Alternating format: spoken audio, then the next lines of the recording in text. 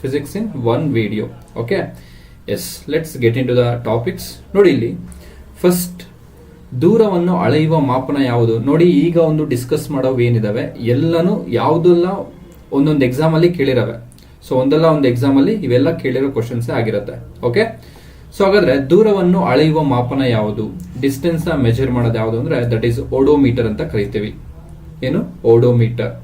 Next ಕೇಂದ್ರ ತ್ಯಾಗಿ ಬಲಕ್ಕೆ ಉದಾಹರಣೆ ಏನು, ಸೆಂಟ್ರಿಫ್ಯೂಗಲ್ ಫೋರ್ಸ್ ಅಂತ ಕರಿತೀವಿ. ಅದಕ್ಕೆ ಬಟ್ಟೆ ತೆಳೆಯುವ ಯಂತ್ರ ಸೆಂಟ್ರಿಫಿಕೇಶನ್ ಅಂತ ಕರಿತೀವಿ. ಇದಕ್ಕೆ ಎಕ್ಸಾಂಪಲ್ ಆಗಿರುತ್ತೆ. ಬಲದ ಏಕಮಾನ ಏನು, ಎಸ್ ಯೂನಿಟ್ ಆಫ್ ಫೋರ್ಸ್ ಅಂದ್ರೆ ಏನಪ್ಪಾ ಅಂದ್ರೆ ದಟ್ ಈಸ್ ನ್ಯೂಟನ್ ಆಗಿರುತ್ತೆ. ನೆಕ್ಸ್ಟ್ ಜಡತ್ವದ ಬಗ್ಗೆ ಹೇಳುವ ನ್ಯೂಟನ್ ನ ನಿಯಮ ಯಾವುದು ಅಂದ್ರೆ inertia, law of inertia. Law of inertia, law of inertia ಬಗ್ಗೆ ಹೇಳುವ ಒಂದು ಲಾ ಯಾವುದು ಅಂದ್ರೆ that is Newton's first law ಆಗಿರುತ್ತೆ. ಸೊ ಆವೇಗದ ಬಗ್ಗೆ ಹೇಳುವ ನಿಯಮ ಅಂದ್ರೆ ಮೊಮೆಂಟಮ್ ಅಂತ ಕರಿತೀವಿ. ಮೊಮೆಂಟಮ್, ಮೊಮೆಂಟಮ್ ಬಗ್ಗೆ ಹೇಳುವ ಒಂದು ಲಾ ಯಾವುದು ಅಂದ್ರೆ ದಟ್ ಈಸ್ ನ್ಯೂಟನ್ ನ ಎರಡನೇ ನಿಯಮ. ಕ್ಲಿಯರ್? ಸೊ ಮೊಮೆಂಟಮ್ ಆವೇಗ is equal to M into V. So momentum ನ ಪಿ ಇಂದ ಮೆಜರ್ ಇದು ಇಂಡಿಕೇಟ್ ಮಾಡ್ತೀವಿ. This is M into V. Clear? Next ನೋಡಿ, ಕ್ರಿಯೆಗೆ ಪ್ರತಿಕ್ರಿಯೆ ಅಂದ್ರೆ ಆಕ್ಷನ್ ಅಂಡ್ ರಿಯಾಕ್ಷನ್ ಯಾವ್ದ್ರ ಬಗ್ಗೆ ಹೇಳುತ್ತೆ, ಯಾವ್ದು ಹೇಳುತ್ತೆ ಇದ್ರ ಬಗ್ಗೆ? ನ್ಯೂಟನ್ ನ ಮೂರನೇ ನಿಯಮ ಹೇಳುತ್ತೆ. ಯಾರ?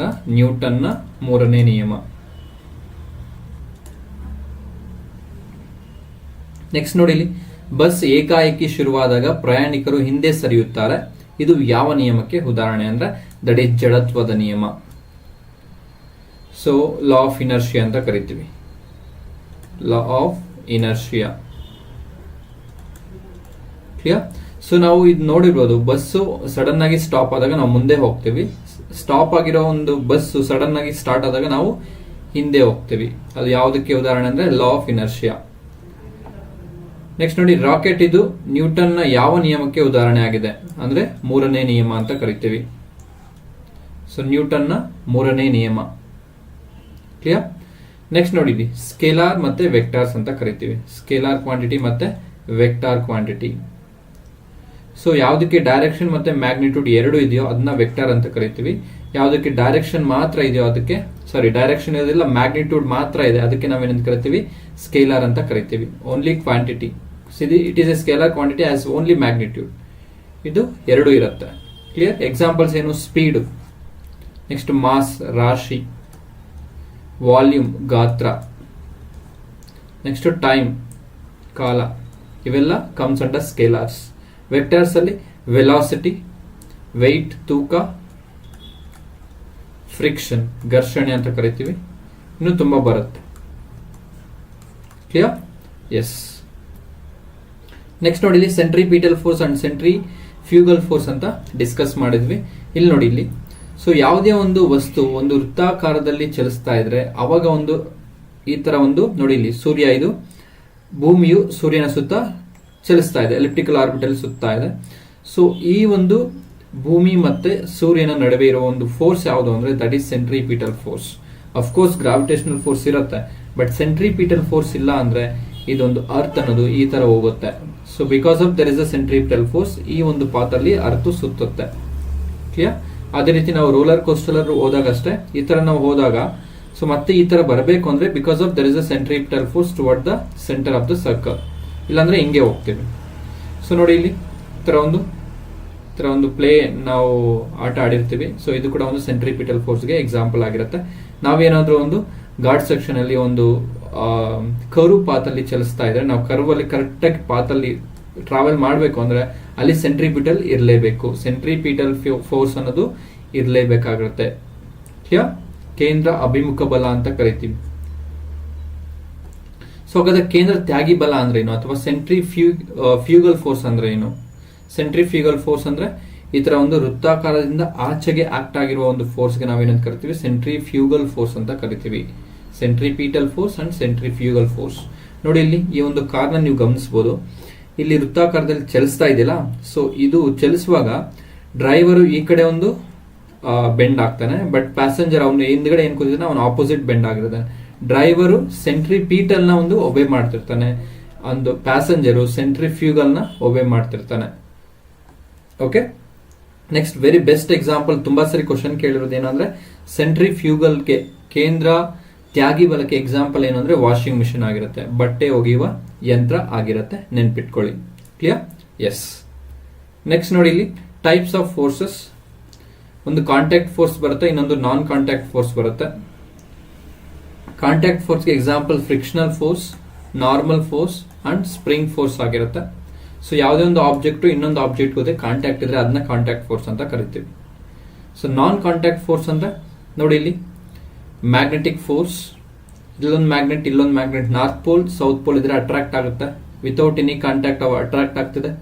ಸೊ ಅದೇ ರೀತಿ ಗ್ರಾವಿಟೇಷನಲ್ ಫೋರ್ಸ್, ನಾವು ಹಿಂಗೊಂದು ಬಾಲ್ ನ ಎಸೆದಾಗ ಅದೇನ್ ಬರುತ್ತೆ ಮತ್ತೆ ಭೂಮಿಗೆ ಬರುತ್ತೆ, ಅದು ಕಾಂಟ್ಯಾಕ್ಟ್ ಯಾವುದೇ ಇಲ್ಲ ಆದ್ರೂ ಭೂಮಿಗೆ ಬರ್ತಾ ಇದೆ, ಅದು ಕೂಡ ಒಂದು ಇದು ನಾನ್ ಕಾಂಟ್ಯಾಕ್ಟ್ ಫೋರ್ಸ್ ಆಗಿರುತ್ತೆ, ಗ್ರಾವಿಟೇಷನಲ್ ಫೋರ್ಸ್ ಆಗಿರುತ್ತೆ. ಕ್ಲಿಯರ್? ಸೊ ಇನ್ನೊಂದು ಕ್ವಶನ್ ರೈಸ್ ಆಗುತ್ತೆ, ಲಾಸ್ಟ್ ಒಂದು PCL ಕ್ವಶನ್ ಕೇಳಿದ್ರು, ಒಂದು ಟ್ರಾಜೆಕ್ಟರಿ ಒಂದು ಮೋಷನ್ ಇರುವಾಗ ಯಾವ ಒಂದು ಪೊಸಿಷನ್ ಅಲ್ಲಿ ಯಾವ ಒಂದು ಹೈಟ್ ಡಿಗ್ರಿಯಲ್ಲಿ ಬಾಲ್ ಅನ್ನೋದು ಹೈಟ್ ಹೋಗುತ್ತೆ ಅಂದ್ರೆ ದಟ್ ಈಸ್ 45 ಡಿಗ್ರಿ. ನೋಡಿ ಇಲ್ಲಿ ಈ ತರ ನಾವು ಒಂದು ಗ್ರಾಫ್ ಹಾಕಿದಾಗ ಸೊ ಅದು 45 ಡಿಗ್ರಿಯಲ್ಲಿ ಒಂದು ಹೈಟ್ ನ ಮ್ಯಾಕ್ಸಿಮಮ್ ಹೈಟ್ ನ ರೀಚ್ ಆಗುತ್ತೆ. ಕ್ಲಿಯರ್? 45 ಡಿಗ್ರಿ. ಕ್ಲಿಯರ್? ನೆಕ್ಸ್ಟ್ ನೋಡಿ ಇಲ್ಲಿ ಎಲೆಕ್ಟ್ರೋಸ್ಟಾಟಿಕ್ ಫೋರ್ಸ್ ಅಂತ ಕರಿತೀವಿ, ಇದು ಕೂಡ ಒಂದು ನಾನ್ ಕಾಂಟ್ಯಾಕ್ಟ್ ಫೋರ್ಸ್ ಆಗಿರುತ್ತೆ, ನೆನ್ಪಿಟ್ಕೊಳ್ಳಿ. ನೆಕ್ಸ್ಟ್ ನೋಡಿ ಚಲನ ಶಕ್ತಿಗೆ ಉದಾಹರಣೆಗಳು, ಚಲಿಸುತ್ತಿರುವ ವಾಹನ, ಹರಿಯುತ್ತಿರುವ ನೀರು, ಬಿಲ್ಲಿನಿಂದ ಬಿಟ್ಟ ಬಾಣ, ಗಾಳಿಯ ಚಲನೆ, ಇದೆ ಎಲ್ಲ ಯಾವುದಕ್ಕೆ ಎಕ್ಸಾಂಪಲ್ಸ್ ಅಂದ್ರೆ ಚಲನ ಶಕ್ತಿಗೆ example kinetic energy.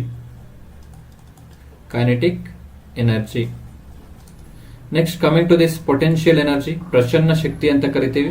Potential energy, ಎಳೆದಿಟ್ಟ ಬಾಣ, ಇನ್ನು ಬಿಟ್ಟಿಲ್ಲ ಬಾಣ ಬಟ್ ಏನ್ ಮಾಡಿದೀವಿ ಎಳೆದಿಟ್ಕೊಂಡಿದೀವಿ ಆ ಬಾಣ, ಡ್ಯಾಮ್ ನಲ್ಲಿ ಸಂಗ್ರಹವಾಗಿರುವ ನೀರು, ಎಳೆದಿಟ್ಟ ಸ್ಟ್ರಿಂಗ್, ಎಳೆದಿಟ್ಟ ರಬ್ಬರ್ ಬ್ಯಾಂಡ್, ಅವೆಲ್ಲ ಕಮ್ಸ್ ಅಂಡರ್ ಪ್ರಚನ್ನ ಶಕ್ತಿಗೆ ಉದಾಹರಣೆ ಆಗಿರುತ್ತೆ. ಸೊ ಪೊಟೆನ್ಶಿಯಲ್ ಎನರ್ಜಿ ಅಂತ ಕರಿತೀವಿ. ಪೊಟೆನ್ಶಿಯಲ್ ಎನರ್ಜಿ ನೋಡಿ ಇಲ್ಲಿ ಡಯಾಗ್ರಾಮ್ ನೀವು ಗಮನಿಸಬಹುದು. ಸೊ ಅವನು ಬಾಣನ ಎಳೆದಿಟ್ಕೊಂಡಾಗ ಅದು ಪೊಟೆನ್ಶಿಯಲ್ ಎನರ್ಜಿ, ಬಿಟ್ಟಾಗ ಕೈನೆಟಿಕ್ ಎನರ್ಜಿ ಆಗಿ ಕನ್ವರ್ಟ್ ಆಗ್ತಾ ಹೋಗುತ್ತೆ. ಕ್ಲಿಯರ್? ಸೊ ನೆಕ್ಸ್ಟ್ ನೋಡಿ ಇಲ್ಲಿ ನೀರು ಹರಿತಾ ಇದೆ, ಕೈನೆಟಿಕ್ ಎನರ್ಜಿಗೆ ಎಕ್ಸಾಂಪಲ್ ಆಗಿರುತ್ತೆ. ಮೈನ್ ಕೈನೆಟಿಕ್ ಎನರ್ಜಿ ಫಾರ್ಮುಲಾ ಏನು ಅಂದ್ರೆ ಆಫ್ mv² ಆಗಿರುತ್ತೆ. ಪೊಟೆನ್ಶಿಯಲ್ ಎನರ್ಜಿ ಫಾರ್ಮುಲಾ ಏನಾಗಿರುತ್ತೆ mgh ಆಗಿರುತ್ತೆ. ಮೈನ್ ಆಗಿ h ಮೇಲೆ ಡಿಪೆಂಡ್ ಆಗಿರುತ್ತೆ, ಹೈಟ್ ಮೇಲೆ ಡಿಪೆಂಡ್ ಆಗಿರುತ್ತೆ. ಇದು h ಜಾಸ್ತಿ ಆದಂಗೆ ಪೊಟೆನ್ಶಿಯಲ್ ಎನರ್ಜಿ ಕೂಡ ಜಾಸ್ತಿ ಆಗುತ್ತೆ. ಕ್ಲಿಯರ್? ನೋಡಿ ಇಲ್ಲಿ ಶಕ್ತಿ ಸಂರಕ್ಷಣಾ ನಿಯಮ ಅಂತ ಕರಿತೀವಿ, law of conservation of energy ಅಂತ ಕರಿತೀವಿ. ಸೊ ಶಕ್ತಿಯನ್ನು ಸೃಷ್ಟಿಸಲು ಸಾಧ್ಯವಿಲ್ಲ, ಘಾಸಿಗೊಳಿಸಲು ಅಥವಾ ನಾಶಗೊಳಿಸಲು ಸಾಧ್ಯವಿಲ್ಲ, ಆದರೆ ಶಕ್ತಿಯನ್ನು ಒಂದು ರೂಪದಿಂದ ಮತ್ತೊಂದು ರೂಪಕ್ಕೆ ಬದಲಾಯಿಸಬಹುದು. ಅದನ್ನೇ ನಾವೇನಂತ ಕರಿತೀವಿ ಶಕ್ತಿ ಸಂರಕ್ಷಣಾ ನಿಯಮ ಅಂತ ಕರಿತೀವಿ, conservation of law of conservation of energy. Clear? So energy neither be created nor be destroyed, but it can be converted into one form to another form. Next ನೋಡಿ ಕೆಲಸದ ಅಂತಾರಾಷ್ಟ್ರೀಯ ಏಕಮಾನ ಏನಪ್ಪಾ ಅಂದ್ರೆ ಜೌಲ್ ಆಗಿರುತ್ತೆ. ಸೊ ತುಂಬಾ ಸರಿ ಕ್ವಶನ್ ಅಲ್ಲಿ ಕೇಳಿದರೆ ಇದು 1 HP is equal to 746 watt ಆಗಿರುತ್ತೆ. ಕ್ಲಿಯರ್? ಎಸ್. ನೆಕ್ಸ್ಟ್ ನೋಡಿ ಇಲ್ಲಿ ಕಾಂತತ್ವದ ಜನಕ ಯಾರು ಅಂದ್ರೆ ವಿಲಿಯಂ ಗಿಲ್ಬರ್ಟ್ ನ ಕಾಂತತ್ವದ ಜನಕ ಅಂತ ಕರಿತೀವಿ. ನೈಸರ್ಗಿಕ ಅಯಸ್ಕಾಂತಕ್ಕೆ ಎಕ್ಸಾಂಪಲ್ ಏನು ಅಂದ್ರೆ ದಟ್ ಈಸ್ ಮ್ಯಾಗ್ನೆಟೈಟ್ ಆಗಿರುತ್ತೆ. ನೈಸರ್ಗಿಕವಾಗಿ ಸಿಗೋದು ಒಂದು ಮ್ಯಾಗ್ನೆಟ್ ಯಾವುದು ಅಂದ್ರೆ ಮ್ಯಾಗ್ನೆಟೈಟ್ ಆಗಿರುತ್ತೆ. ಕೃತಕ ಅಯಸ್ಕಾಂತಕ್ಕೆ ಉದಾಹರಣೆಗಳೇನು ಅಂದ್ರೆ ದಂಡಕಾಂತ, ಸೂಜಿಕಾಂತ, ದಿಕ್ಸೂಚಿಕಾಂತ, ಲಾಳಕಾಂತ ಅಂತ ಕರಿತೀವಿ. Bar magnet, needle magnet, horseshoe magnet, ಇದೆಲ್ಲ ಎಕ್ಸಾಂಪಲ್ ಯಾವುದಕ್ಕಂದ್ರೆ ಆರ್ಟಿಫಿಷಿಯಲ್ ಮ್ಯಾಗ್ನೆಟ್ಗೆ ಎಕ್ಸಾಂಪಲ್ ಆಗಿರುತ್ತೆ. ನೆಕ್ಸ್ಟ್ ನೋಡಿ, ಸ್ವತಂತ್ರವಾಗಿ ತೂಗಿಬಿಟ್ಟ ಕಾಂತವು ಉತ್ತರ ದಕ್ಷಿಣ ಅಭಿಮುಖವಾಗಿ ನಿಲ್ಲುತ್ತದೆ. ಹೌದು. ಸೊ ಕಾಂತ ಕ್ಷೇತ್ರ ಅಳೆಯುವ ಮಾಪನ ಏನಪ್ಪಾ ಅಂದ್ರೆ ದಟ್ ಈಸ್ ಟೆಸ್ಲಾ ಆಗಿರುತ್ತೆ. Magnetic field. Tesla is the S unit of magnetic field. Magnetic field. Next ಡಯಾಕಾಂತೀಯ ವಸ್ತುಗಳಿಗೆ ಉದಾಹರಣೆ ಏನಪ್ಪಾ ಅಂದ್ರೆ ಚಿನ್ನ, ಸೀಸ, ಬಿಸ್ಮತ್, ಜಿಂಕ್ ಅಂಡ್ ಸಾಲ್ಟ್ ಆಗಿರುತ್ತೆ. ಸೊ ಪ್ಯಾರಾಕಾಂತೀಯ ವಸ್ತುಗಳಿಗೆ ಉದಾಹರಣೆಗಳೇನಪ್ಪಾ ಅಂದ್ರೆ aluminium, platinum, oxygen, chromium and tungsten ಆಗಿರುತ್ತೆ. ಫೆರ್ರೋಕಾಂತಿ ವಸ್ತುಗಳು,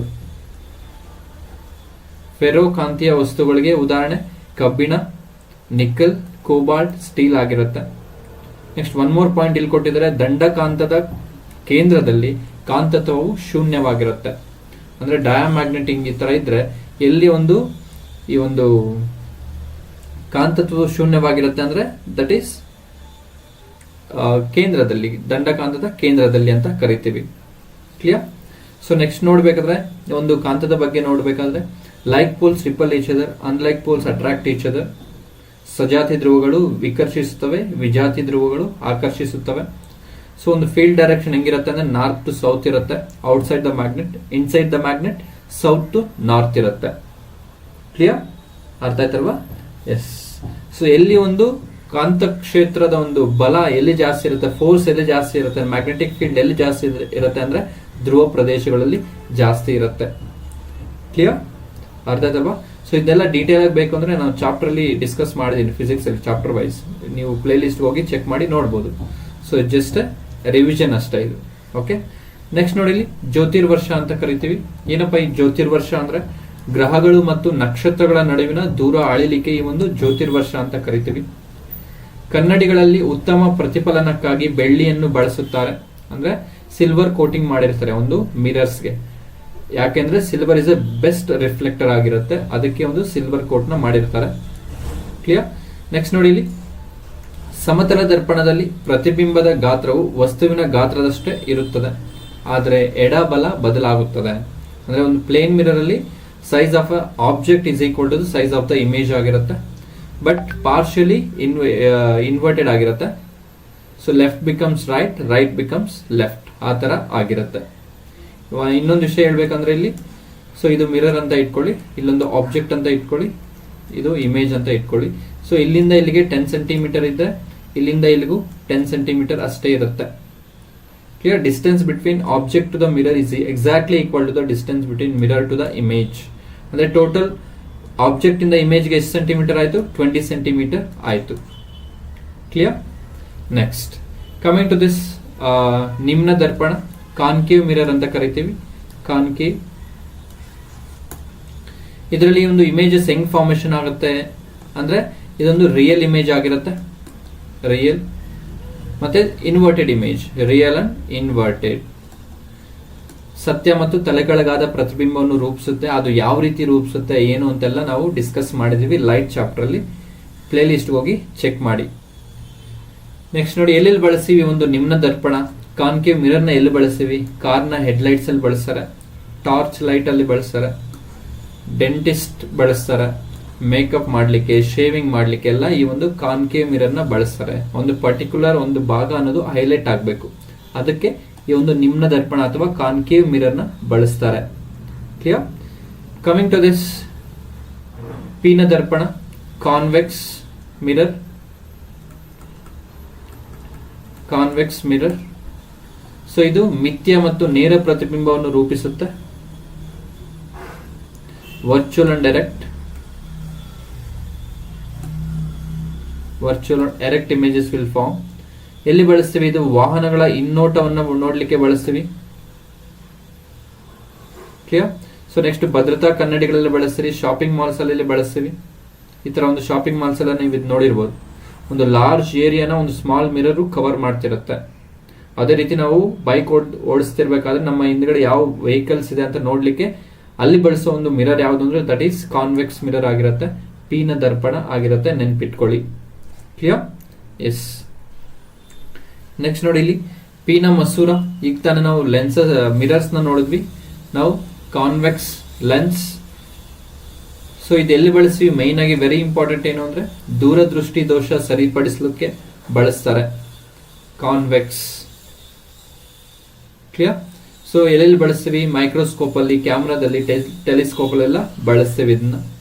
ನೆಕ್ಸ್ಟ್ ನಿಮ್ನ ಮಸೂರ, ಕಾನ್ಕೇವ್ ಲೆನ್ಸ್ ಅಂತ ಕರಿತೀವಿ.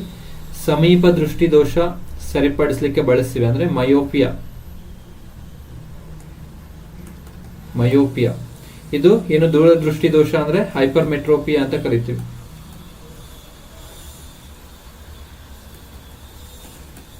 ಹೈಪರ್ಮೆಟ್ರೋಪಿಯಾ ಅಂತ ಕರಿತೀವಿ. ದಂತವೈದ್ಯರು ಬಳಸ್ತಾರೆ ಇದನ್ನ. ಕ್ಯಾಮರಾ ಲೆನ್ಸ್ ಮತ್ತೆ ಫ್ಲಾಶ್ ಲೈಟ್ಸ್ ಅಲ್ಲೆಲ್ಲ ಒಂದು ಕಾನ್ಕೇವ್ ಲೆನ್ಸ್ ನ ಬಳಸ್ತಾರೆ. ನೆಕ್ಸ್ಟ್ ವೆರಿ ಇಂಪಾರ್ಟೆಂಟ್ ಏನಂದ್ರೆ ನೀರಿನಲ್ಲಿರುವ ಗಾಳಿಯ ಬುಗ್ಗೆಯು ಮಸೂರದಂತೆ, ಯಾವ ಮಸೂರದಂತೆ ವರ್ತಿಸುತ್ತೆ ಅಂತ ಕ್ವಶನ್ ಕೇಳ್ತಾರೆ. That is concave. ಅಂದ್ರೆ air bubble inside the water acts as a concave lens. Clear? Yes. Next ನೋಡಿ, ವಕ್ರೀಭವನಕ್ಕೆ ಉದಾಹರಣೆಗಳೇನು ಅಂತ ಕ್ವಶನ್ ಕೇಳ್ತಾರೆ, ಅಥವಾ ಒಂದು ಉದಾಹರಣೆಗಳು ಕೊಟ್ಬಿಟ್ಟು ವಕ್ರೀಭವನಕ್ಕೆ ಯಾವುದು ಉದಾಹರಣೆ ಆಗಿದೆ ಅಂತ ಕ್ವಶನ್ ಕೇಳ್ತಾರೆ. ನೋಡಿ, ಇಲ್ಲಿ ನೀರಿನ ತೊಟ್ಟಿಯ ಕೆಳಭಾಗ ಮೇಲೆ ಬಂದಂತೆ ಕಾಣುವುದು, ಇದು ಒಂದು ವಕ್ರೀಭವನಕ್ಕೆ ಉದಾಹರಣೆ ಆಗಿರುತ್ತೆ. ನೀರಿನಲ್ಲಿ ಸ್ವಲ್ಪ ಮುಳುಗಿರುವ ಪೆನ್ಸಿಲ್ ಬಾಗಿದಂತೆ ಕಾಣುವುದು, ಈ ತರ ಈ ಡಯಾಗ್ರಾಮ್ ಇದೆಯಲ್ಲ, ಈ ತರ. ನೆಕ್ಸ್ಟ್, ನಕ್ಷತ್ರಗಳು ಹೊಳೆಯಲು ಕಾರಣ, ಸೂರ್ಯನು ಮುಳುಗಿದ ಕಾರಣ ಇದೇ ಆಗಿರುತ್ತೆ ವಕ್ರೀಭವನ. ಸೂರ್ಯನು ಮುಳುಗಿದ ಮೇಲೆ ಬೆಳಕು ಕಾಣುವುದು ವಕ್ರೀಭವನಕ್ಕೆ ಕಾರಣವಾಗಿರುತ್ತೆ. ನೆಕ್ಸ್ಟ್ ನೋಡಿ, ಇಲ್ಲಿ ಕೊಳದಲ್ಲಿರುವ ಮೀನು ದಡದಲ್ಲಿರುವ ವ್ಯಕ್ತಿಗೆ ಹತ್ತಿರದಲ್ಲಿರುವಂತೆ ಕಾಣಿಸ್ತದೆ. ಸೊ ಅದು ಕೂಡ ಒಂದು ವಕ್ರೀಭವನಕ್ಕೆ ಅಥವಾ ರಿಫ್ರಾಕ್ಷನ್ ಅಂತ ಕರಿತೀವಿ. ರಿಫ್ರಾಕ್ಷನ್ ಇಂದ ಆಗತ್ತೆ. ಕ್ಲಿಯರ್? ನೆಕ್ಸ್ಟ್ ನೋಡಿ, ಮಸೂರದ ಏಕಮಾನ ಏನು ಅಂದ್ರೆ ಡಯಾಪ್ಟರ್ ಅಂತ ಕರಿತೀವಿ. ಮಸೂರದ ಸಾಮರ್ಥ್ಯದ power of lens, power of lens formula ಏನು ಅಂದ್ರೆ, ಯೂನಿಟ್ ಏನು ಅಂದ್ರೆ ಡಯಾಪ್ಟರ್ ಆಗಿರುತ್ತೆ. ಸೊ ಫಾರ್ಮುಲಾ ಏನು ಅಂದ್ರೆ 1/f ಇದಾಗಿರುತ್ತೆ. P is equal to 1/f ಆಗಿರುತ್ತೆ. ನೆಕ್ಸ್ಟ್ ನೋಡಿ, ಇಲ್ಲಿ ಒಂದು ವಕ್ರೀಭವನ ಸೂಚ್ಯಂಕ ಯಾವ ತರ ಇರುತ್ತೆ. ಗಾಳಿನ ಒಂದು ವಕ್ರೀಭವನ ಸೂಚ್ಯಂಕ ಎಷ್ಟಿರುತ್ತೆ ಅಂದ್ರೆ 1.003 ಆಗಿರುತ್ತೆ. ಅಪ್ರಾಕ್ಸಿಮೇಟ್ಲಿ 1 ಅಂತ ಕರಿತೀವಿ ಇದನ್ನ. ವಾಟರ್, ನೀರಿನ ವಕ್ರೀಭವನ ಸೂಚ್ಯಂಕ ಏನಂದ್ರೆ 1.33. ಡೈಮಂಡ್, ವಜ್ರ ವಕ್ರೀಭವನ ಸೂಚ್ಯಂಕ 2.417. ಐಸ್ದು 1.31. ಈಥೈಲ್ ಆಲ್ಕೋಹಾಲ್ 1.36 ಆಗಿರುತ್ತೆ. ಈ ಮೂರು ಇಂಪಾರ್ಟೆಂಟ್ ಆಗಿರುತ್ತೆ, air, water and diamond. Next ನೋಡಿ, ಇಲ್ಲಿ ಸಂಪೂರ್ಣ ಆಂತರಿಕ ಪ್ರತಿಫಲನ ಅಂತ ಕರಿತೀವಿ. ಟೋಟಲ್ ಇಂಟರ್ನಲ್ ರಿಫ್ಲೆಕ್ಷನ್ ಅಂತ ಕರಿತೀವಿ.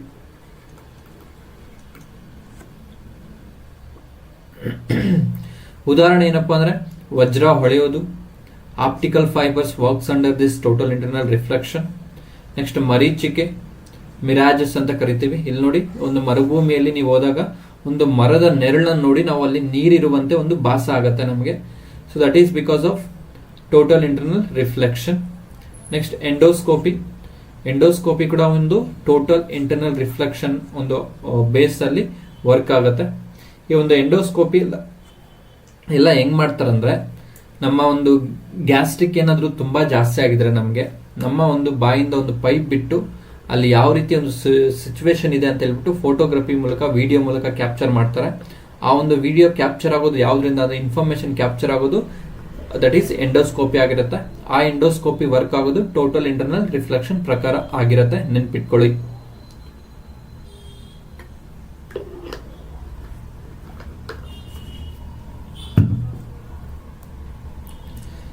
ನೆಕ್ಸ್ಟ್ ನೋಡಿ, ಇಲ್ಲಿ ಕಾಮನ ಬಿಲ್ಲಿನಲ್ಲಿರುವ ಮಧ್ಯದಲ್ಲಿರುವ ಬಣ್ಣ ಯಾವುದು ಅಂತ ಕ್ವಶನ್ ಕೇಳಿದರೆ ದಟ್ ಈಸ್ ಹಸಿರು ಆಗಿರುತ್ತೆ, ಗ್ರೀನ್ ಕಲರ್. ಕ್ಲಿಯರ್? ನೆಕ್ಸ್ಟ್, ಕೆಂಪು ಬಣ್ಣಕ್ಕೆ ಹೆಚ್ಚು ತರಂಗ ದೂರವಿದೆ. ಹೌದು, ತರಂಗಾಂತರ ಜಾಸ್ತಿ ಇದೆ, more wave length. Red colour having more wave length. Next, ಕಡಿಮೆ ಬಾಗುವ ಬಣ್ಣ ಯಾವುದು ಅಂದ್ರೆ ದಟ್ ಈಸ್ ರೆಡ್ ಕಲರ್ ಆಗಿರುತ್ತೆ, ಕೆಂಪು ಬಣ್ಣ. ಯಾಕೆಂದ್ರೆ ವೇವ್ ಲೆಂತ್ ಜಾಸ್ತಿ ಇದೆ, ಕಡಿಮೆ ಬೆಂಡ್ ಆಗತ್ತೆ. ಕ್ಲಿಯರ್? ನೆಕ್ಸ್ಟ್ ನೋಡಿ, ಇಲ್ಲಿ ಹೆಚ್ಚು ಬಾಗುವ ಬಣ್ಣ ಯಾವುದು ಅಂದ್ರೆ ದಟ್ ಈಸ್ ನೇರಳೆ ಬಣ್ಣ ಆಗಿರುತ್ತೆ, ವೈಲೆಟ್ ಕಲರ್ ಆಗಿರುತ್ತೆ. ಪ್ರಾಥಮಿಕ ಬಣ್ಣಗಳು ಎಕ್ಸಾಂಪಲ್ಸ್ ತುಂಬಾ ಸರಿ ಕೇಳಿದರೆ, ಕೆಳಗಿನವುಗಳಲ್ಲಿ ಪ್ರಾಥಮಿಕ ಬಣ್ಣ ಯಾವುದು ಅಲ್ಲ ಅಂತ ಕ್ವಶನ್ ಕೇಳಿದರೆ ದಟ್ ಈಸ್ ಹಸಿರು, ಕೆಂಪು, ನೀಲಿ. So green, red and blue, GRB ಅಂತ ನೆನ್ಪಿಟ್ಕೊಳ್ಳಿ. ನೆಕ್ಸ್ಟ್, ದ್ವಿತೀಯ ಬಣ್ಣಗಳು ಯಾವುದು? ಸಯಾನ್, ಮೆಜೆಂಟಾ, ಹಳದಿ ಮತ್ತೆ ಕಡುಕಪ್ಪು ಬಣ್ಣ ಆಗಿರುತ್ತೆ. ಕ್ಲಿಯರ್? ಇಲ್ಲಿದೆ ನೋಡಿ, ವಿಬ್ಗೈರ್ ಆಗಿರುತ್ತೆ ಇದು. ಸೊ ಗ್ರೀನ್ ಕಲರ್ ಮಧ್ಯದಲ್ಲಿರುವ ಬಣ್ಣ ಆಗಿರುತ್ತೆ. ಮೊದಲ ಎರಡು ಬಣ್ಣಗಳು ಯಾವುದು ಅಂದ್ರೆ ದಟ್ ಈಸ್ ವೈಲೆಟ್ ಬರುತ್ತೆ ಮತ್ತೆ ರೆಡ್ ಬರುತ್ತೆ. ಕ್ಲಿಯರ್? ಸೊ ಹಾಗಾದ್ರೆ ಈ ಒಂದು ರೈನ್ಬೋ ಒಂದು ಫಾರ್ಮೇಶನ್ ಆಗ್ಲಿಕ್ಕೆ ಒಂದು ಕಾರಣ ಏನು ಅಂದ್ರೆ ದಟ್ ಈಸ್ ಒಂದು ಎಫೆಕ್ಟ್ಸ್ ಇದೆ. ರಿಫ್ರಾಕ್ಷನ್ ಆಗತ್ತೆ, ವಕ್ರೀಭವನ ಆಗಿರುತ್ತೆ, ನೆಕ್ಸ್ಟ್ ಸಂಪೂರ್ಣ ಆಂತರಿಕ ಪ್ರತಿಫಲನ ಆಗುತ್ತೆ, ಟೋಟಲ್ ಇಂಟರ್ನಲ್ ರಿಫ್ಲೆಕ್ಷನ್ ಆಗುತ್ತೆ, ನೆಕ್ಸ್ಟ್ ಡಿಸ್ಪರ್ಷನ್ ಆಗಿರುತ್ತೆ. ಕ್ಲಿಯರ್? ಅರ್ಥ ಆಯ್ತಲ್ವಾ? ಸೊ ಏನೇನು? Refraction, total internal reflection and dispersion ಆಗಿರುತ್ತೆ. ಡಿಸ್ಪರ್ಷನ್. ಕ್ಲಿಯರ್? ಅರ್ಥ ಆಗ್ತಿದೆಯಲ್ಲ? ಎಸ್, ಯಾವಾಗ ಒಂದು ರೈನ್ಬೋ ಅನ್ನೋದು ಸೂರ್ಯನಿಗೆ ಆಪೋಸಿಟ್ ಇರುತ್ತೆ. ಕ್ಲಿಯರ್? ಸೊ ಈ ಸೂರ್ಯನಿಗೆ ಆಪೋಸಿಟ್ ಆಗಿ ಫಾರ್ಮೇಶನ್ ಆಗೋದು ಯಾವುದು ಅಂದ್ರೆ ದಟ್ ಈಸ್ ರೈನ್ಬೋ ಆಗಿರುತ್ತೆ. ಸೊ ನೆಕ್ಸ್ಟ್ ನೋಡಿ, ಇಲ್ಲಿ ಬೆಳಕಿನ ಚದುರುವಿಕೆ ಅಂತ ಕರಿತೀವಿ, ಸ್ಕ್ಯಾಟರಿಂಗ್ ಆಫ್ ಲೈಟ್. ಸೊ ಈ ಒಂದು ಸ್ಕ್ಯಾಟರಿಂಗ್ ಆಫ್ ಲೈಟ್ ನಲ್ಲಿ ತುಂಬಾ ಸರಿ ಕ್ವಶನ್ ಕೇಳಿದರೆ ಆಕಾಶ ನೀಲಿ ಬಣ್ಣ ಇರಲು ಕಾರಣವೇನು? Scattering of light. Next very important ಏನಂದ್ರೆ ಬೆಳಕಿನ ಚದುರುವಿಕೆಗೆ ಸರ್ ಸಿ.ವಿ. ರಾಮನ್ ಅವರಿಗೆ ಭೌತಶಾಸ್ತ್ರದಲ್ಲಿ 1928 ಫೆಬ್ರವರಿ 28ರಂದು ನೋಬೆಲ್ ಸಿಗತ್ತೆ. ಕ್ಲಿಯರ್? ಸೊ ಅದಕ್ಕೆ ಪ್ರತಿ ವರ್ಷ ನಾವು ಫೆಬ್ರವರಿ 28ನ ಏನ್ ಮಾಡ್ತೀವಿ? ನ್ಯಾಷನಲ್ ಸೈನ್ಸ್ ಡೇ ಆಗಿ ಸೆಲೆಬ್ರೇಷನ್ ಮಾಡ್ತೀವಿ. ಕ್ಲಿಯರ್? ಸೊ ನೆಕ್ಸ್ಟ್ ನೋಡಿ, ಇಲ್ಲಿ ಒಂದು ಕೆಂಪು ಬಣ್ಣ ದೂರದ ಒಂದು ಸಿಗ್ನಲ್ಸ್ ಅಲ್ಲಿ ಯಾಕೆ ಬಳಸ್ತಾರೆ ಅಂದ್ರೆ, ಯಾಕೆ ಅಂದ್ರೆ ಅದು ಕಡಿಮೆ ಚದುರುತ್ತೆ. ಒಂದು ಕೆಂಪು ಬಣ್ಣ ಅನ್ನೋದು ಚದುರುವಿಕೆ ಕಡಿಮೆ ಇರುತ್ತೆ, ತುಂಬಾ ದೂರದವರೆಗೆ ಅದು ಟ್ರಾವೆಲ್ ಮಾಡುತ್ತೆ, ತುಂಬಾ ದೂರದ ಇರೋವರೆಗೂ ಕೂಡ ಅದು ಕಾಣಿಸುತ್ತೆ, ಅದು red colour. So red colour ಕಾಣಿಸೋದ್ರಿಂದ ಏನ್ ಮಾಡ್ತೀವಿ ನಾವು? ಅದನ್ನ ಡೇಂಜರ್ ಝೋನ್ ಅಲ್ಲಿ ಬಳಸ್ತೀವಿ, ಮತ್ತೆ ಸಿಗ್ನಲ್ಸ್ ಅಲ್ಲೆಲ್ಲ ಬಳಸ್ತೀವಿ. ಯಾಕಂದ್ರೆ ಬೇಗ ಗೊತ್ತಾಗ್ಲಿ ಜನರಿಗೆ, ಬೇಗ ಐಡೆಂಟಿಫೈ ಆಗ್ಲಿ ಅಂತ ಹೇಳ್ಬಿಟ್ಟು. ಕ್ಲಿಯರ್? ಸೊ ಸ್ಕ್ಯಾಟರಿಂಗ್ ಅನ್ನೋದು ಕಡಿಮೆ ಇರುತ್ತೆ ರೆಡ್ ಬಣ್ಣದ್ದು, ಬಟ್ ವೇವ್ ಲೆಂತ್ ಅನ್ನೋದು ತುಂಬಾ ಜಾಸ್ತಿ ಇರುತ್ತೆ. ಕ್ಲಿಯರ್? ಸೊ ಅತಿ ಒಂದು ಫಾಗ್ ಏರಿಯಾದಲ್ಲಿ ಕೂಡ ಅದು ಸ್ಕ್ಯಾಟರ್ ಆಗೋದಿಲ್ಲ, ಕರೆಕ್ಟ್ ಆಗಿ ಒಂದು ನಮ್ಗೆ ಕಲರ್ ಗೊತ್ತಾಗುತ್ತೆ. ದಟ್ ಈಸ್ ರೆಡ್ ಬಣ್ಣ, ಕೆಂಪು ಬಣ್ಣ ಆಗಿ ಇರುತ್ತೆ. ಕ್ಲಿಯರ್? ಎಸ್. ನೆಕ್ಸ್ಟ್ ನೋಡಿ, ಇಲ್ಲಿ ವ್ಯತೀಕರಣ, ಇಂಟರ್ಫರೆನ್ಸ್ ಅಂತ ಕರಿತೀವಿ. ಇಂಟರ್ಫರೆನ್ಸ್. ರಸ್ತೆ ಮೇಲೆ ಚೆಲ್ಲಿರುವ ಎಣ್ಣೆ ಅನೇಕ ಬಣ್ಣಗಳಲ್ಲಿ ಕಾಣುತ್ತೆ, ಅದಕ್ಕೆ ರೀಸನ್ ಏನು ಅಂದ್ರೆ ದಟ್ ಈಸ್ ಇಂಟರ್ಫರೆನ್ಸ್ ಅಂತ ಕರಿತೀವಿ. ಈ ತರ ನೋಡಿರ್ಬೋದು ನೀವು. ಓಕೆ. ನೆಕ್ಸ್ಟ್ ಶಬ್ದದ ಬಗ್ಗೆ ನೋಡ್ತಾ ಹೋಗೋಣ. ಅಕೌಸ್ಟಿಕ್ ಎಂಬ ಪದ ಯಾವುದಕ್ಕೆ ಸಂಬಂಧಿಸಿದೆ ಅಂತ ತುಂಬಾ ಸರಿ ಕ್ವಶನ್ ಕೇಳಿದರೆ ದಟ್ ಈಸ್ ಶಬ್ದಕ್ಕೆ, ಸೌಂಡ್ಗೆ ಸಂಬಂಧಿಸಿದೆ. ಶಬ್ದ ಒಂದು ನೀಳ ತರಂಗ ಆಗಿರುತ್ತೆ, ಸೊ ಲಾಂಜಿಟ್ಯೂಡಿನಲ್ ವೇವ್ ಆಗಿರುತ್ತೆ. ಲಾಂಜಿಟ್ಯೂಡಿನಲ್ ವೇವ್, ನೀಳ ತರಂಗ ಅಂತ ಕರಿತೀವಿ. ಸೊ ಬೆಳಕು ಒಂದು ಅಡ್ಡ ತರಂಗವಾಗಿರುತ್ತೆ, so light is a transverse wave ಆಗಿರುತ್ತೆ. ನೆಕ್ಸ್ಟ್ ಶಬ್ದದ ಅಂತಾರಾಷ್ಟ್ರೀಯ ಏಕಮಾನ ಏನು ಅಂತ ಕೇಳ್ತಾರೆ, ದಟ್ ಈಸ್ ಡೆಸಿಬಲ್ ಆಗಿರುತ್ತೆ. ಬೆಳಕು ನಿರ್ವಾತದಲ್ಲಿ ಚಲಿಸುತ್ತೆ. Light travels in vacuum. ಹೌದು, ಬಟ್ ಶಬ್ದವು ನಿರ್ವಾತದಲ್ಲಿ ಚಲಿಸುವುದಿಲ್ಲ. ಬೆಳಕಿಗೆ ಮಾಧ್ಯಮದ ಅವಶ್ಯಕತೆ ಇಲ್ಲ, ಬಟ್ ಶಬ್ದಕ್ಕೆ ಮಾಧ್ಯಮದ ಅವಶ್ಯಕತೆ ಇದೆ. ಕ್ಲಿಯರ್? ಸೊ ಬೆಳಕಿನ ವೇಗ ಎಷ್ಟಿರುತ್ತೆ ನಿರ್ವಾತದಲ್ಲಿ ಅಂದ್ರೆ 3 × 10⁸ ಮೀಟರ್ ಪರ್ ಸೆಕೆಂಡ್ ಇರುತ್ತೆ. ಕ್ಲಿಯರ್? ಅರ್ಥ ಆಯ್ತಲ್ವಾ? ಎಸ್. ನೆಕ್ಸ್ಟ್ ನೋಡಿ, ಇಲ್ಲಿ ಬೆಳಕು ನಿರ್ವಾತದಲ್ಲಿ ಚಲಿಸುತ್ತದೆ, ಶಬ್ದವು ನಿರ್ವಾತದಲ್ಲಿ ಚಲಿಸುವುದಿಲ್ಲ. ವಸ್ತುವಿನ ತೂಕ ನಿರ್ವಾತದಲ್ಲಿ ಹೆಚ್ಚಾಗಿರುತ್ತೆ. Very important. ವಸ್ತುವಿನ ತೂಕ ಎಲ್ಲಿ ಹೆಚ್ಚಾಗಿರುತ್ತೆ ಅಂತ ತುಂಬಾ ಸರಿ ಕ್ವಶನ್ ಕೇಳಿದರೆ ದಟ್ ಈಸ್ ವ್ಯಾಕ್ಯೂಮ್ ಅಲ್ಲಿ. ವಸ್ತುವಿನ ತೂಕವು ನಿರ್ವಾತದಲ್ಲಿ ಹೆಚ್ಚಾಗಿರುತ್ತೆ. ನೆಕ್ಸ್ಟ್ ನೋಡಿ, ಇಲ್ಲಿ ಗಂಡಸರಿಗೆ ಹೋಲಿಸಿದರೆ ಹೆಂಗಸರಲ್ಲಿ ಸ್ಥಾಯಿ ಅಧಿಕವಾಗಿರುತ್ತೆ. ಹೌದು, ಪಿಚ್ ಅನ್ನೋದು ಜಾಸ್ತಿ ಇರುತ್ತೆ ಲೇಡೀಸ್ ಅಲ್ಲಿ ಕಂಪೇರ್ ಟು ಜೆಂಟ್ಸ್. ಅದಕ್ಕೆ ಬಟ್ ವೇವ್ ಲೆಂತ್ ಅನ್ನೋದು ಜಾಸ್ತಿ ಇರುತ್ತೆ. ಸೊ ವೇವ್ ಲೆಂತ್ ಅನ್ನೋದು ಜಾಸ್ತಿ ಇರುತ್ತೆ ಯಾರಲ್ಲಿ? ಗಂಡಸರಲ್ಲಿ. ವೇವ್ ಲೆಂತ್ ಅನ್ನೋ ತರಂಗ ದೂರ ಅನ್ನೋದು ಜಾಸ್ತಿ ಇರುತ್ತೆ. ಇವ್ರೇನಾದ್ರೂ ಕಿರ್ಚಿದ್ರೆ, ಕೂಗಿದ್ರೆ ತುಂಬಾ ದೂರದವರೆಗೆ ಕೇಳತ್ತೆ, ಬಟ್ ಅದು ಕರ್ಕಶವಾಗಿರುತ್ತೆ. ಅದೇ ರೀತಿ ಹೆಂಗಸರು ಒಂದು ಮಾತಾಡಿದ್ರೆ ಅಥವಾ ಒಂದು ಸಾಂಗ್ ಆಡಿದ್ರೆ ತುಂಬಾ ಸ್ಮೂತ್ ಆಗಿರುತ್ತೆ, ಪಿಚ್ ಅನ್ನೋದು ಜಾಸ್ತಿ ಇರುತ್ತೆ, ಬಟ್ ಏನಂದ್ರೆ ದೂರದ ಒಂದು ಡಿಸ್ಟೆನ್ಸ್ ವರೆಗೆ ಅದು ಕೇಳಿಸೋದಿಲ್ಲ. ಕ್ಲಿಯರ್. ಸೊ ಅದಕ್ಕೆ ಹೇಳೋದು ಒಂದು ಲೇಡೀಸ್ ವಾಯ್ಸ್ ತುಂಬಾ ಸ್ಮೂತ್ ಆಗಿರುತ್ತೆ, ಹಾಡಾಡಿದ್ರೂ ಲೇಡೀಸ್ ವಾಯ್ಸ್ ಅಲ್ಲಿ ಹಾಡಿದ್ರೆ ಚೆನ್ನಾಗಿರುತ್ತೆ ಅಂತ ಹೇಳ್ಬಿಟ್ಟು. ಕ್ಲಿಯರ್. ಎಸ್, ಅವ್ರದಲ್ಲಿ ಪಿಚ್ ಜಾಸ್ತಿ ಇರುತ್ತೆ, ಸ್ಥಾಯಿ ಅನ್ನೋದು ಹೆಚ್ಚಾಗಿರುತ್ತೆ, ಅದಕ್ಕೆ ಅವ್ರ ವಾಯ್ಸು ಸ್ಮೂತ್ ಆಗಿರುತ್ತೆ. ಕ್ಲಿಯರ್.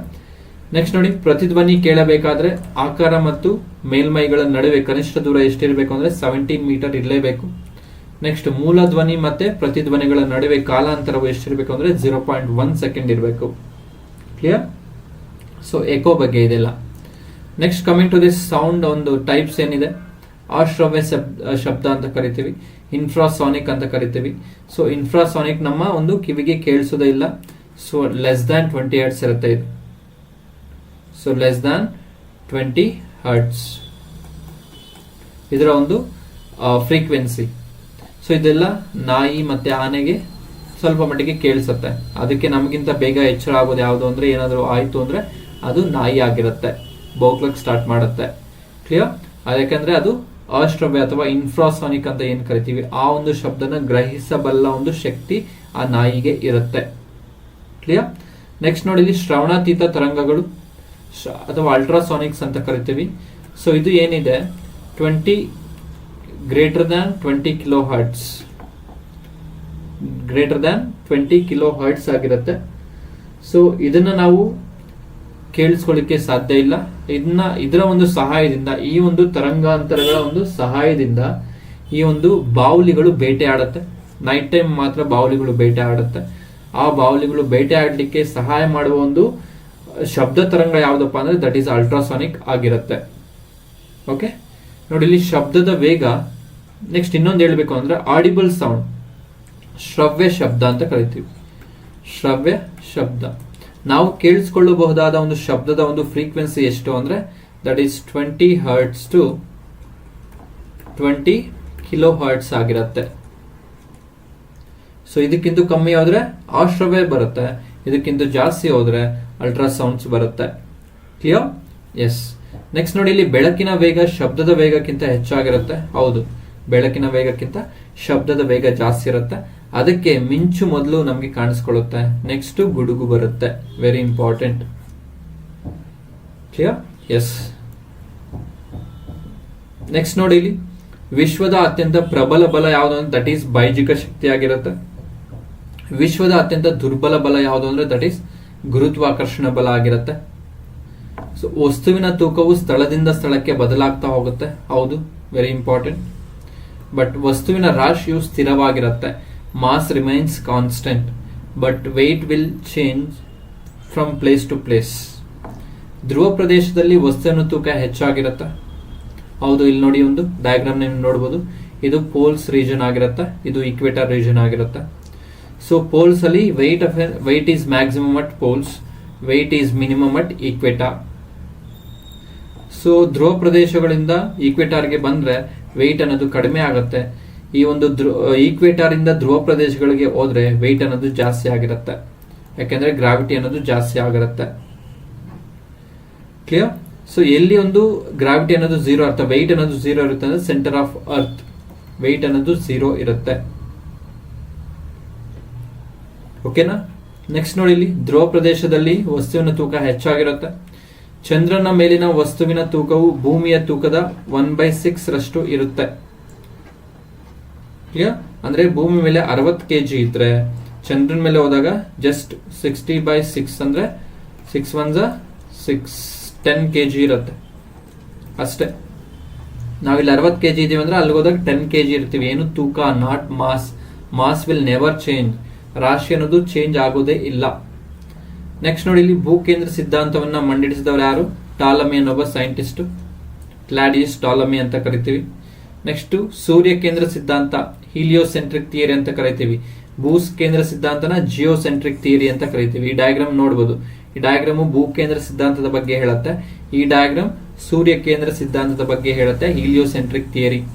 ಇಲ್ಲಿ ಭೂಮಿ ಸೆಂಟ್ರಲ್ ಇದೆ. ಸೊ ಸೂರ್ಯ ಮತ್ತೆ ಇತರ ಗ್ರಹಗಳು ಭೂಮಿಯ ಸುತ್ತಾ ಇದಾವೆ. ಅದೇ ಇಲ್ಲಿ ಸೂರ್ಯ ಸೆಂಟ್ರಲ್ ಇದ್ದಾನೆ, ಇತರ ಗ್ರಹಗಳು ಭೂಮಿ ಮತ್ತು ಇತರ ಗ್ರಹಗಳು ಸೂರ್ಯನ ಸುತ್ತಾ ಇದಾವೆ. ಇದನ್ನ ನಾವೇನಂತ ಕರಿತೀವಿ? ಹೀಲಿಯೋಸೆಂಟ್ರಿಕ್ ಥಿಯರಿ ಅಂತ ಕರಿತೀವಿ. ಸೂರ್ಯನು ಸೆಂಟ್ರಲ್ ಇದ್ದಾನೆ. ಜಿಯೋಸೆಂಟ್ರಿಕ್ ಥಿಯರಿ ಅಂದ್ರೆ ಭೂಮಿ ಸೆಂಟ್ರಲ್ ಇದೆ. ಜಿಯೋ ಮೀನ್ಸ್ ಭೂಮಿ. ಓಕೆ. ಸೂರ್ಯ ಕೇಂದ್ರ ಸಿದ್ಧಾಂತ ಮಂಡಿಸಿದವರು ಯಾರು? ಕೋಪರ್ನಿಕಸ್ ಆಗಿರ್ತಾರೆ. ನೆಕ್ಸ್ಟ್ ನೋಡಿ, ಇಲ್ಲಿ ಗ್ರಹಗಳ ಚಲನೆ ನಿರೂಪಿಸಿದವರು ಯಾರು? ಕೆಪ್ಲರ್ ಆಗಿರ್ತಾರೆ. ಹಾಗಾದ್ರೆ ಕೆಪ್ಲರ್ ನಿಯಮಗಳು ಒಂದೊಂದು ನಿಯಮ ಒಂದೊಂದು ಏನೇನು ಹೇಳುತ್ತೆ ಅಂತ ನೋಡ್ತಾ ಹೋಗೋಣ. ಇಲ್ಲಿ ಮೊದಲನೇ ನಿಯಮ ಏನ್ ಹೇಳುತ್ತೆ? ಕಕ್ಷೆಗಳ ಬಗ್ಗೆ ಮಾತಾಡುತ್ತೆ. ಲಾ ಆಫ್ ಆರ್ಬಿಟ್ಸ್ ಅಂತ ಕರಿತೀವಿ, ಲಾ ಆಫ್ ಆರ್ಬಿಟ್ಸ್. ನೆಕ್ಸ್ಟ್ ಎರಡನೇ ನಿಯಮ ಸಮಾನ ಪ್ರದೇಶಗಳ ನಿಯಮ, ಲಾ ಆಫ್ ಈಕ್ವಲ್ ಏರಿಯಾಸ್ ಅಂತ ಕರಿತೀವಿ. ನೆಕ್ಸ್ಟ್ ಮೂರನೇ ನಿಯಮ ಲಾ ಆಫ್ ಪೀರಿಯಡ್ಸ್ ಅಂತ ಕರಿತೀವಿ, ಅವಧಿಗಳ ನಿಯಮ ಅಂತ ಕರಿತೀವಿ. ನೆನ್ಪಿಟ್ಕೊಳ್ಳಿ. ಕ್ಲಿಯರ್? ಇದೆಲ್ಲ ನಾವು ಗ್ರಾವಿಟೇಷನ್ ಚಾಪ್ಟರ್ ಅಲ್ಲಿ ಇನ್ ಡೀಟೇಲ್ ಆಗಿ ಡಿಸ್ಕಸ್ ಮಾಡ್ತಾ ಹೋಗಿದ್ದೀವಿ. ಕ್ಲಿಯರ್? ಎಸ್. ನೆಕ್ಸ್ಟ್ ನೋಡಿ, ರೇಡಿಯೋ ತರಂಗಗಳು ಕಡಿಮೆ ಶಕ್ತಿ ಹೆಚ್ಚು ದೂರ ಕ್ರಮಿಸುತ್ತವೆ. ಇವು ಎಲ್ಲೆಲ್ಲಿ ಬಳಸ್ತೀವಿ? Radio, TV, mobile, walkie talkie, GPS, wireless communications ಅಲ್ಲೆಲ್ಲ ಬಳಸ್ತೀವಿ. Next coming to the microwave, ಸೂಕ್ಷ್ಮ ತರಂಗಗಳು ಅಂತ ಕರಿತೀವಿ. ಸೊ ಇದನ್ನ ಪತ್ತೆ ಹಚ್ಚಿದವರು ಯಾರು? ಮ್ಯಾಕ್ಸ್ವೆಲ್ಸ್ ಆಗಿರ್ತಾರೆ. ಈ ರೇಡಿಯೋ ತರಂಗಗಳನ್ನ ಪತ್ತೆ ಹಚ್ಚಿದ್ರು ಹೆನ್ರಿಚ್ ಹರ್ಟ್ಸ್ ಆಗಿರ್ತಾರೆ. ಸೂಕ್ಷ್ಮ ತರಂಗ ಒಲೆಗಳಲ್ಲಿ ಬಳಕೆಗೆ ಇದನ್ನ ಬಳಸ್ತಾರೆ. ಸೂಕ್ಷ್ಮ ತರಂಗಗಳನ್ನ ಇದನ್ನ ಕಂಡುಹಿಡಿದಿದ್ದು ಯಾರಪ್ಪ? ಸೂಕ್ಷ್ಮ ತರಂಗ ಒಲೆ ಮೈಕ್ರೋ ಓವೆನ್ ಅಂತ ಏನ್ ಕರಿತೀವಿ, ಅದನ್ನ ಕಂಡುಹಿಡಿದಿದ್ದು ಯಾರಪ್ಪ ಅಂದ್ರೆ ದಟ್ ಈಸ್ ಸ್ಪೆನ್ಸರ್ ಅಂತ ಒಬ್ಬ ಸೈಂಟಿಸ್ಟ್ ಆಗಿರ್ತಾರೆ. Clear? Next coming to this infrared radiations, ಅವಗೆಂಪು ವಿಕಿರಣ ಅಂತ ಕರಿತೀವಿ. ಕಂಡು ಹಿಡಿದವರು ವಿಲಿಯಂ ಹರ್ಷಲ್ ಆಗಿರ್ತಾರೆ. ಎಲ್ಲೆಲ್ಲಿ ಬಳಸ್ತೀವಿ? ಟಿವಿ ರಿಮೋಟ್ ನಲ್ಲಿ ಬಳಸ್ತೀವಿ, CCTV ಅಲ್ಲಿ ಬಳಸ್ತೀವಿ, ಕೋಟಾ ನೋಟುಗಳ ಪತ್ತೆ ಹಚ್ಚಲಿಕ್ಕೆ ಬಳಸ್ತಾರೆ, ಬಾರ್ ಕೋಡಿಂಗ್ ಅಲ್ಲಿ ಕೂಡ ಬಳಸ್ತಾರೆ. ಭೂಮಿಯ ತಾಪಮಾನಕ್ಕೆ ಕಾರಣವಾದ ವಿಕಿರಣ ಯಾವುದು ಅಂತ ನಮಗೆ ಕ್ವಶನ್ ಕೇಳ್ತಾರೆ. ವೆರಿ ಇಂಪಾರ್ಟೆಂಟ್, ದಟ್ ಈಸ್ ಅವಗೆಂಪು ವಿಕಿರಣ ಆಗಿರುತ್ತೆ. ಹಸಿರು ಮನೆಗೆ ಪರಿಣಾಮಕ್ಕೆ ಕಾರಣ ಏನು ಅಂದ್ರೆ ಅದು ಕೂಡ ಒಂದು ಅವಗೆಂಪು ವಿಕಿರಣ ಆಗಿರುತ್ತೆ. Clear? Yes. Next coming to this ನೇರಳಾತೀತ ವಿಕಿರಣ. ಈ ಒಂದು ನೇರಳಾತೀತ ವಿಕಿರಣವನ್ನು ಕಂಡುಹಿಡಿದಿದ್ದು ಯಾರಪ್ಪ ಅಂದ್ರೆ ದಟ್ ಈಸ್ ರಿಕ್ಟರ್ ಅನ್ನೋ ಒಬ್ಬ ಸೈಂಟಿಸ್ಟ್ ಆಗಿರ್ತಾರೆ. ಕುಡಿಯುವ ನೀರನ್ನು ಸ್ಟೆರಿಲೈಸ್ ಮಾಡ್ಲಿಕ್ಕೆ ಅಥವಾ ಕ್ರಿಮಿ ಮುಕ್ತಗೊಳಿಸ್ಲಿಕ್ಕೆ ಬಳಸ್ತೀವಿ. ನೀವೊಂದು ವಾಟರ್ ಪ್ಯೂರಿಫಿಕೇಶನ್ ಮೇಲೆ UV ಅಂತ ಬರೆದಿರ್ತಾರೆ, ನೋಡಿರ್ಬೋದು. ನೆಕ್ಸ್ಟ್ ಕೃತಕ ರತ್ನಗಳು ಮತ್ತು ನೈಸರ್ಗಿಕ ರತ್ನಗಳ ಗುರುತಿಸಲಿಕ್ಕೆ ಈ ಒಂದು ನೇರಳಾತೀತ ಕಿರಣಗಳನ್ನು ಬಳಸ್ತಾರೆ. ಅಂಗಾಂಶ ಕೃಷಿಯಲ್ಲಿ ಎಲ್ಲ ಬಳಸ್ತಾರೆ. ನೆಕ್ಸ್ಟ್ ನಮಗೆ ಒಂದು ವಿಟಮಿನ್ ಡಿ ಅನ್ನೋದು ನಮಗೆ ತುಂಬಾ ಅವಶ್ಯಕತೆವಾಗಿರುತ್ತೆ. ಆ ಒಂದು ವಿಟಮಿನ್ ಡಿ ಅನ್ನೋದು UVB ಇಂದ ಸಿಗತ್ತೆ ನಮಗೆ. ಯಾವ್ದ್ರಿಂದ? UVB ಇಂದ ಸಿಗತ್ತೆ. UVಯಲ್ಲಿ ಟೈಪ್ಸ್ ಇದೆ, UVA, UVB ಅಂಡ್ UVC ಅಂತ ಹೇಳ್ಬಿಟ್ಟು.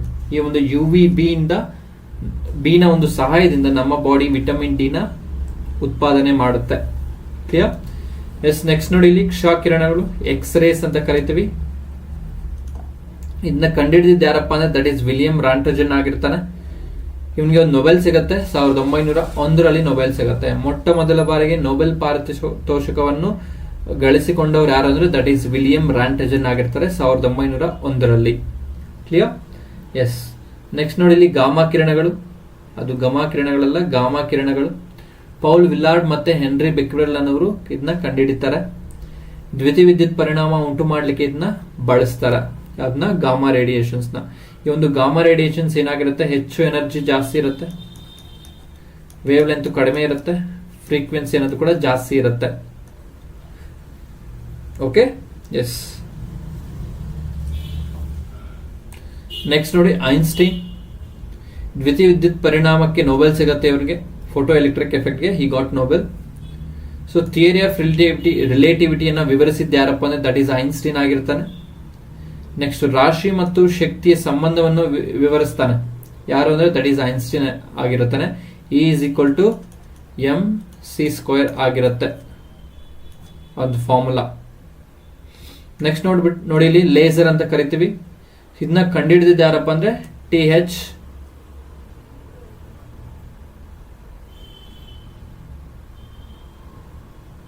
ಇದು ಮೈಮನ್ ಆಗಿರುತ್ತೆ.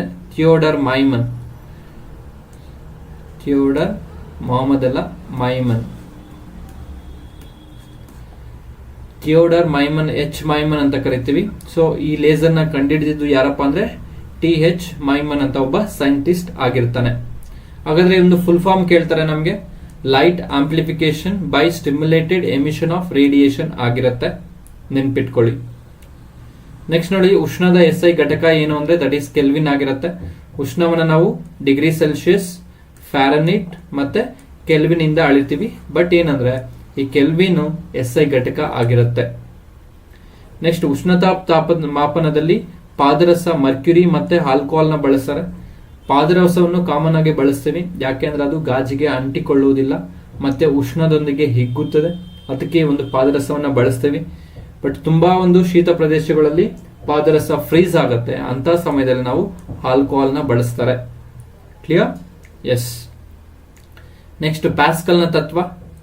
ಹೈಡ್ರಾಲಿಕ್ ಯಂತ್ರ, injection syringe, JCB, car brake, crane, ಸ್ವಯಂ ಚಾಲಿತ ಬಾಗಿಲುಗಳು ಎಲ್ಲ ವರ್ಕ್ ಆಗೋದು ಈ ಒಂದು ಪ್ಯಾಸ್ಕಲ್ ನ ತತ್ವದ ಮೇಲೆ. ಸೊ ನೆಕ್ಸ್ಟ್ ನೋಡಿ, ವೇಗವಾಗಿ ಚಲಿಸುತ್ತಿರುವ ರೈಲು ವ್ಯಕ್ತಿಯನ್ನು ತನ್ನೆಡೆಗೆ ಸೆಳೆಯುತ್ತದೆ because of this pascals law. Next ನೋಡಿ, ಇಲ್ಲಿ ಬರ್ನೌಲಿ ತತ್ವ ಅಂತ ಕರಿತೀವಿ, ಬರ್ನೌಲಿಸ್ ಪ್ರಿನ್ಸಿಪಲ್. ಸೊ ವಿಮಾನದ ರೆಕ್ಕೆಗಳು ಒಳಮುಖವಾಗಿ ಇರುವುದು, ರೆಕ್ಕೆಗಳು ಒಳಮುಖವಾಗಿ ಇರುತ್ತೆ. ವಿಮಾನಗಳ ಹಾರಾಟ ಆಗೋದು ಬರ್ನೌಲಿಸ್ ತತ್ವದ ಮೇಲೆ. ವೇಗವಾಗಿ ಚಲಿಸುತ್ತಿರುವ ರೈಲು ತನ್ನೆಡೆಗೆ ಸೆಳೆಯುತ್ತದೆ. ನೋಡಿ ಇಲ್ಲಿ, ಇದು ಇದರ ಮೇಲೆ ಬರೋದಿಲ್ಲ, ಇದರಲ್ಲಿ ಬರೋದಿಲ್ಲ, ಅದರಲ್ಲಿ ಬರುತ್ತೆ. So sorry for this. Pascal ತತ್ವ ಇಷ್ಟೇ, ಪ್ರೆಷರ್ ಮೇಲೆ ಡಿಪೆಂಡ್ ಆಗಿರುತ್ತೆ. ಇದು ಪ್ರೆಷರ್ ಈಕ್ವಲಿ ಡಿಸ್ಟ್ರಿಬ್ಯೂಟ್ ಆಗುತ್ತೆ. ನೋಡಿ ಬರ್ನೌಲಿ ಪ್ರಿನ್ಸಿಪಲ್, ಆ ಒಂದು ವೇಗವಾಗಿ ಚಲಿಸುತ್ತಿರುವ ರೈಲು ವ್ಯಕ್ತಿಯನ್ನು ತನ್ನೆಡೆಗೆ ಸೆಳೆಯುವುದು ಯಾವುದಕ್ಕೆ ಅಂದ್ರೆ ಯಾವ ಒಂದು ತತ್ವದ ಪ್ರಕಾರ ಅಂದ್ರೆ ದಟ್ ಈಸ್ ಬರ್ನೌಲಿ ಪ್ರಿನ್ಸಿಪಲ್ ಅಂತ ಕರಿತೀವಿ. ಕ್ಲಿಯರ್? ಎಸ್. ನೆಕ್ಸ್ಟ್ ನೋಡಿ, ಇಲ್ಲಿ ಆರ್ಕಿಮಿಡಿಕ್ಸ್ ಪ್ರಿನ್ಸಿಪಲ್ ಅಂತ ಬರುತ್ತೆ. ಆರ್ಕಿಮಿಡಿಕ್ಸ್ ನ ತತ್ವ. ಹಡಗು ಮತ್ತು ದೋಣಿಗಳ ವಿನ್ಯಾಸದಲ್ಲಿ ಈ ತತ್ವವನ್ನು ಬಳಸ್ತಾರೆ. ಸಬ್ಮೆರಿನ್ ಗಳ ವಿನ್ಯಾಸದಲ್ಲಿ ಕೂಡ ಬಳಸ್ತಾರೆ. ಲ್ಯಾಕ್ಟೋಮೀಟರ್, ಹೈಡ್ರೋಮೀಟರ್ ತಯಾರಿಕೆಯಲ್ಲಿ ಬಳಸ್ತಾರೆ. ಈ ಒಂದು ಆರ್ಕಿಮಿಡಿಕ್ ತತ್ವನ ಬಳಸ್ತಾರೆ. ಜೀವರಕ್ಷಕ ಬೆಲ್ಟ್ ಗಳಲ್ಲಿ ಇದರ ಅನ್ವಯ. Next alcohol. ನೆಕ್ಸ್ಟ್ ಇಂಪಾರ್ಟೆಂಟ್ ಏನಂದ್ರೆ ಆಲ್ಕೋಹಾಲ್ ನಲ್ಲಿ ಮಂಜುಗಡ್ಡೆ ಮುಳುಗುತ್ತದೆ. ಕಾರಣ ಏನಂದ್ರೆ ಆಲ್ಕೋಹಾಲ್ ಅಲ್ಲಿ ಮಂಜುಗಡ್ಡೆ ಹಾಕಿ ಒಳಗೋಗಿ ಇಲ್ಲಿ ಕೂರುತ್ತೆ. ಬಿಕಾಸ್ ಏನಂದ್ರೆ ಆ ಒಂದು ಮಂಜುಗಡ್ಡೆಯ ಒಂದು ಸಾಂದ್ರತೆ ಅನ್ನೋದು ಜಾಸ್ತಿ ಇರುತ್ತೆ ಕಂಪೇರ್ ಟು ಆಲ್ಕೋಹಾಲ್. ಮಂಜುಗಡ್ಡೆ ಸಾಂದ್ರತೆ ಆಲ್ಕೋಹಾಲ್ ಸಾಂದ್ರತೆಗಿಂತ ಹೆಚ್ಚಾಗಿರುತ್ತೆ, ಅದಕ್ಕೆ ಅದು ಮುಳುಗುತ್ತೆ. ಸೊ ಮಂಜುಗಡ್ಡೆ ನೀರಿನಲ್ಲಿ ತೇಲುತ್ತೆ. ಏನಂದ್ರೆ ನೀರಿದೆ ಅಂದ್ರೆ ನೀರಿನ ಒಂದು ಮೇಲೆ ಮಂಜುಗಡ್ಡೆ ಇರುತ್ತೆ, ಯಾಕೆಂದ್ರೆ ಇದರ ಒಂದು ಸಾಂದ್ರತೆ ಇದರಿಗಿಂತ ಜಾಸ್ತಿ ಇರುತ್ತೆ, ಅದಕ್ಕೆ ಮಂಜುಗಡ್ಡೆ ತೇಲುತ್ತೆ, ನೀರು ಕೆಳಭಾಗದಲ್ಲಿ ಇರುತ್ತೆ. ನೆಕ್ಸ್ಟ್, ನದಿಯಿಂದ ಸಮುದ್ರಕ್ಕೆ ಸೇರಿದ ಹಡಗು ಸ್ವಲ್ಪ ಎತ್ತರಕ್ಕೆ ಹೋಗುತ್ತೆ. ಬಿಕಾಸ್ ನದಿಯಲ್ಲಿ ಅಷ್ಟು ಲವಣಾಂಶಗಳು ಇರೋದಿಲ್ಲ, ಸಮುದ್ರದಲ್ಲಿ ಲವಣಾಂಶಗಳಿರುತ್ತೆ. ಬೋಟು ಹಿಂಗೆ ಹೋದಾಗ ಇದರಿಂದ ಇದಕ್ಕೆ ಹೋದಾಗ ಸ್ವಲ್ಪ ಮೇಲಕ್ಕೆ ಹೋಗುತ್ತೆ. ಕ್ಲಿಯರ್? ಎಸ್. ಡೆನ್ಸಿಟಿ ಜಾಸ್ತಿ ಇರುತ್ತೆ ಸಿ ವಾಟರ್ದು compare to river water. Next, ನೀರಿನ ಮೇಲೆ ಎಣ್ಣೆ ಹನಿ ತೇಲುತ್ತದೆ, ಕಾರಣ ಕಡಿಮೆ ಸಾಂದ್ರತೆ ಇರುತ್ತೆ. ನೆಕ್ಸ್ಟ್ ಏನಂದ್ರೆ ಇಲ್ಲಿ ನೋಡಿ, ಇಲ್ಲಿ ಮೇಲ್ಮೈ ಸೆಳೆತ ಅಂತ ಕರಿತೀವಿ, ಸರ್ಫೇಸ್ ಟೆನ್ಷನ್ ಅಂತ ಕರಿತೀವಿ. ಮಳೆ ಹನಿ ಗೋಳಾಕಾರವಾಗಿರೋದಕ್ಕೆ ರೀಸನ್ ಏನು ಅಂದ್ರೆ that is very important, surface tension ಆಗಿರುತ್ತೆ. ತುಂಬಾ ಸರಿ ಕ್ವಶನ್ ಕೇಳಿದ್ದಾರೆ. Next, viscosity. ನೀರು ಮತ್ತು ಜೇನುತುಪ್ಪ ಎರಡರ ಜೇನುತುಪ್ಪಕ್ಕೆ ಹೆಚ್ಚು ವಿಸ್ಕಾಸಿಟಿ ಇದೆ. ಇಲ್ಲಿ ಜೇನುತುಪ್ಪ ಇದೆ, ಇಲ್ಲಿ ವಾಟರ್ ಇದೆ. ಎರಡು ಇಲ್ಲಿ ಹಾಕಿದ್ರೆ ಏನಾಗುತ್ತೆ, ವಾಟರ್ ಬೇಗ ಫ್ಲೋ ಆಗುತ್ತೆ, ಜೇನುತುಪ್ಪ ಅಲ್ಲೇ ಸ್ಟಾಪ್ ಆಗ್ತಾ ನಿಧಾನಕ್ಕೆ ಮೂವ್ ಆಗುತ್ತೆ. ಬಿಕಾಸ್ ಜೇನುತುಪ್ಪಗೆ ಹನಿಗೆ ಏನಾಗುತ್ತೆ, ವಿಸ್ಕಾಸಿಟಿ ಅನ್ನೋದು ಜಾಸ್ತಿ ಇರುತ್ತೆ compare to water. Okay? S.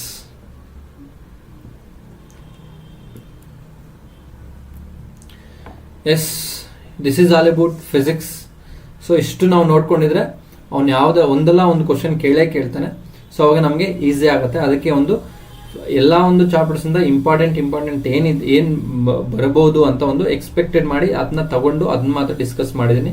ನಿಮ್ಗೆ ಡೀಟೇಲ್ಸ್ ಬೇಕು ಅಂದ್ರೆ ನೀವು ಪ್ಲೇ ಲಿಸ್ಟ್ ಹೋಗಿ ಚೆಕ್ ಮಾಡಬಹುದು. ಈಚ್ ಅಂಡ್ ಎವ್ರಿ ಚಾಪ್ಟರ್ ನಾನು ಡಿಸ್ಕಸ್ ಮಾಡ್ತಾ ಹೋಗಿದ್ದೇನೆ. ಕ್ಲಿಯರ್? Thank you. ಮುಂದಿನ ಕ್ಲಾಸಲ್ಲಿ ಮತ್ತೆ ಸಿಗೋಣ.